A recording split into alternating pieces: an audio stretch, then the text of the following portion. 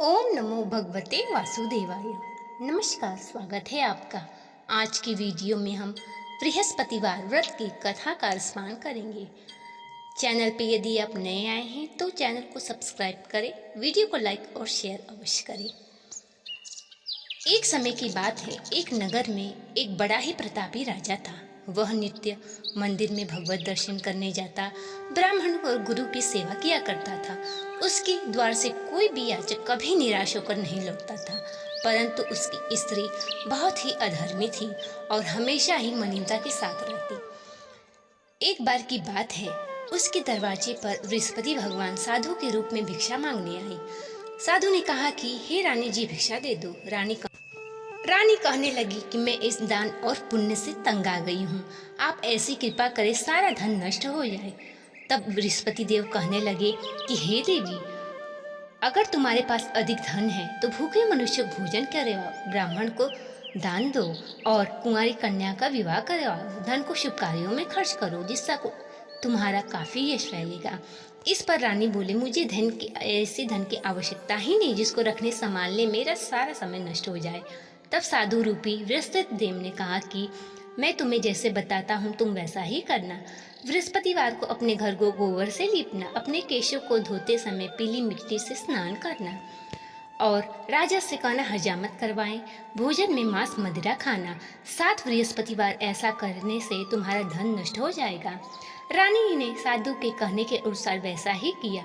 केवल 3 बृहस्पतिवार बीते थे कि उनकी समस्त धन संपत्ति नष्ट हो गई।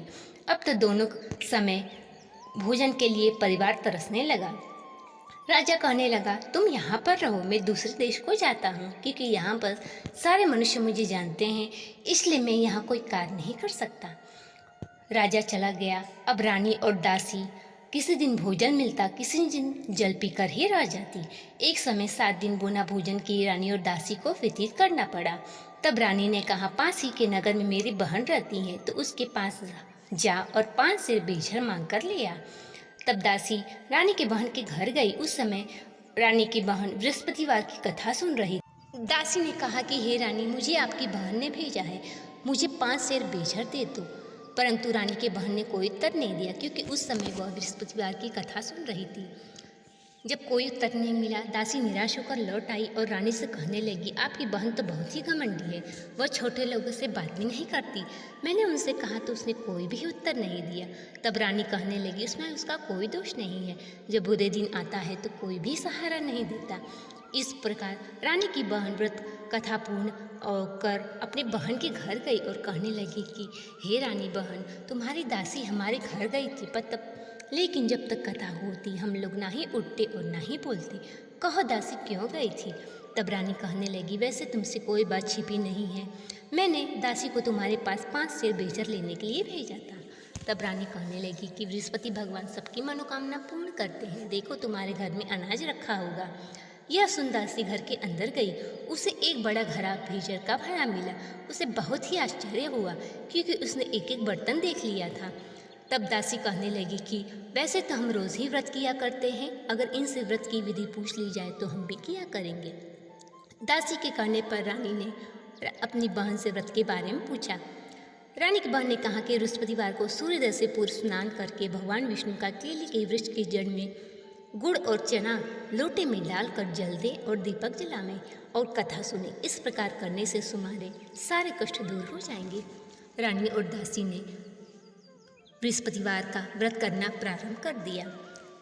उन्होंने व्रत रखा था, इस कारण भगवान प्रसन्न थे।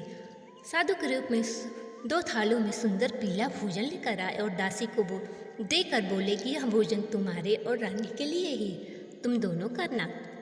दासी भोजन पाकर बड़ी ही प्रसन्न हुई और कहने लगी, रानी जी भोजन कर लो। रानी को भोजन के आरे में कुछ पता नहीं था। वो कहने लगी, क्यों तो व्यर्थ में हमारी हंसी उड़ाती है। दासी कहने लगी कि एक साधु भोजन दे गया है, वो दोनों के लिए दे गया है, मैं और आप साथ साथ भोजन करेंगे। गुरु भगवान को नमस्कार कर उन्होंने भोजन प्रारंभ किया। उसके बाद से उनके सारे कष्ट दूर हो गए और धीरे धीरे उनके पास बहुत ही धन हो गया। रानी फिर पहले की तरह आलस करने लगी। दासी कहने लगी कि हे रानी जी, पहले भी तुम आलस्य करती थी, तुमको धन को रखने में कष्ट हो जाता, इस कारण हमारा धन नष्ट हो गया। अब तुम्हें फिर आलस्य होता है। तुम पुण्य कार्यों में धन को खर्च करो, गरीब ब्राह्मण को भोजन करवाओ, कुंवर कन्या का विवाह करवाओ। इस प्रकार के कर्म करने रानी ने प्रारंभ किए।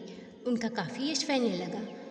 अब रानी विचार करने लगी कि राजा न जाने किस दशा में होंगे। उन्होंने बृहस्पति भगवान से प्रार्थना की। बृहस्पति भगवान राजा के पास साधु के रूप में धारण कर गए और कहने लगे कि हे राजा, तुम इस सुनसान जंगल में किस चिंता में बैठे हो। तब वो कहने लगा कि मुझे अपनी पत्नी की गलती से कितने दुख भोगने पड़े। राजपाट छोड़कर मुझे जंगल में आकर गुजारा करना पड़ा। तब साधु कहने लगा कि तुम्हारी पत्नी ने बृहस्पतिवार का व्रत करना प्रारंभ कर दिया है। तुम भी बृहस्पतिवार का व्रत करो और कथा कहो, तुम्हारे कष्ट दूर हो जाएंगे। बृहस्पतिवार का दिन आया। राजा लकड़ी लेकर बेचने गया। उसे और दिनों से अधिक धन मिला। उस दिन उसने बृहस्पतिवार का व्रत का कथा कही। अब तो उसके सारे कष्ट धीरे धीरे दूर होने लगे। लेकिन अगला बृहस्पतिवार आया तो राजा बृहस्पतिवार का व्रत करना भूल गया।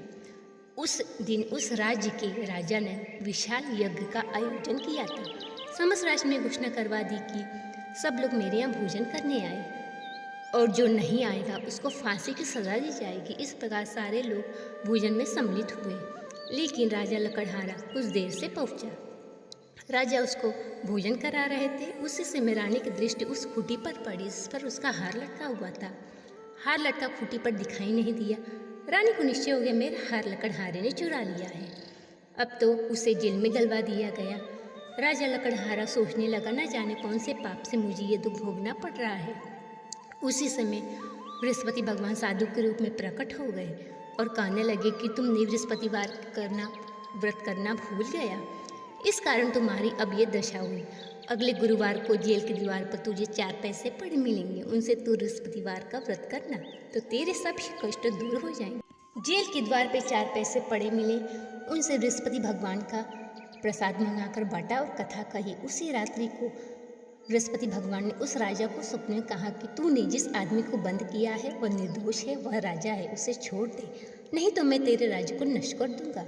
इस पर राजा प्रातः जगा और लकड़हारे को बुलाकर क्षमा मांगी। राजा के योग्य सुंदर वस्त्र आभूषण भेंट उसे विदा कर दिया। राजा नगर के निकट पहुंचा। उससे बहुत ही आश्चर्य हुआ क्योंकि नगर में बहुत सी बाग, धर्मशाला, मंदिर आदि बने हुए थे। वह पूछने लगा किसकी बाग और धर्मशाला है। सब लोग कहने लगे रानी और दासी द्वारा बनवाए गए हैं।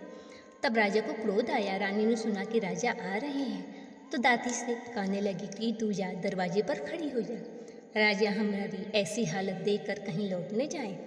इस प्रकार दासी दरवाजे पर खड़ी हो गई और राजा को अपने साथ ले आई। राजा ने क्रोध करके तलवार निकाली और पूछने लगा, बताओ यह धन तुम्हें कैसे प्राप्त हुआ। रानी ने कहा कि मुझे यह धन बृहस्पति भगवान की कृपा से प्राप्त हुआ है। राजा ने कहा कि 7 रोज तो सभी बृहस्पति भगवान का पूजन करते हैं, लेकिन मैं 3 बार कथा करूँगा तथा रोज व्रत किया करूँगा। अब तो राजा के दुपट्टे में हर समय चने की दाल बधी रहती। राजा ने निश्चय किया कि अपने बहन के घर जाऊँगा। इस प्रकार वो घोड़े पर सवार होकर बहन के यहाँ चल दिया। रास्ते में उसे आदमी मुर्दे को लिए जा रहे थे। राजा ने कहा, मेरी बृहस्पतिवार की कथा सुन लो। तब वो कहने लगे कि हमारा आदमी मर गया है, इसको अपनी कथा की पड़ी है, परंतु कुछ बोले, अच्छा कहो हम तुम्हारी कथा सुनेंगे। कथा ने सुनते सुनते जब आधी हुई तो मुर्दा हिलने लगा और कथा समाप्त होते हुए राम राम करते हुए मुर्दा उठ खड़ा हो गया। जब राजा अपने बहन के घर पहुंचा तो पूछने लगा कि हे बहन, यहाँ कोई है जो मेरी कथा सुन ले। तब बहन कहने लगी कि हे भैया, यह देश ऐसा है, प्रथम यहाँ के लोग भोजन करते हैं, बाद में अन्य काम करते हैं। अगर कोई पड़ोस में हो तो दिखाती हूँ। बहन देखने चली गई। उससे एक कुम्हार के घर गई जिसे के घर 3 दिन से किसी ने भोजन नहीं किया था।